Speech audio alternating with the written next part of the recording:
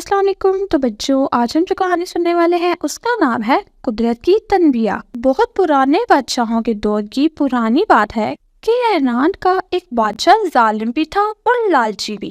وہ بادشاہ بنا تو اس نے ملک میں ظلم کے بازار گرم کر دیا۔ ملک کے حالات خراب ہو گئے، بازار سنسان ہو گئے، لوگ نقل مکانی کرنے لگے، کھیت اور کارخانے اجڑ گئے اور ملک میں خشک سالی اور قحط پڑ گیا۔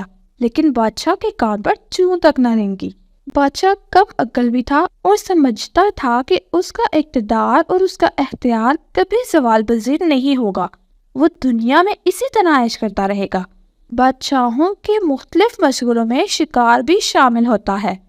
وہ بادشاہ بھی شکار کے لیے جاتا تھا اور جنگل میں کئی ہفتوں تک شکار کھیلتا تھا۔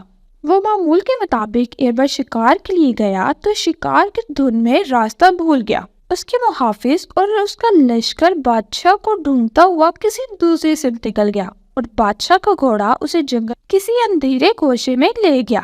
وہ آرام کرنے کے لیے ایک درخت کے نیچے لیٹا تو اسے نیند آ گئی۔ بادشاہ اسے محسوس ہوا جیسے وہ کسی سخت شکنجے میں پھنس گیا اور وہ شکنجہ اسے آہستہ آہستہ دبا رہا ہے اور کسی بھی وقت اس کی جان نکل جائے گی۔ اس نے ہڑبڑا کر آنکھیں کھولی تو اس نے ایک انتہائی خوفناک منظر دیکھا۔ بادشاہ کے منہ پر سانپ کی پھنکاریوں کی پھوڑ پڑ رہی تھی اور بادشاہ بار بار سانپ کی پھنکاریوں کو اپنے گالوں، اپنے ماتھے، اپنے ہونٹوں تک آتا ہوا محسوس کر رہا تھا۔ سانپ ایک پہر تک بادشاہ کے بدن سے لپٹا رہا، اپنے بل کھولے اور آہستہ آہستہ سلگتا ہوا جنگل میں غائب ہو گیا۔ بادشاہ سجدے میں گر گیا اور اللہ تعالیٰ کا لاکھ لاکھ شکر ادا کیا۔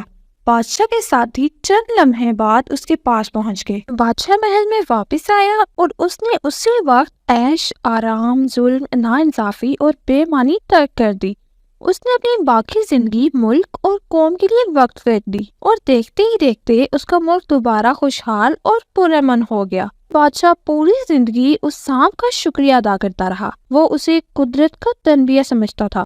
تو بچوں، امید ہے آج کی کہانی آپ کو پسند آئی ہوگی۔ ملتے ہیں نیکسٹ ویڈیو میں، تب تک کے لیے اللہ حافظ۔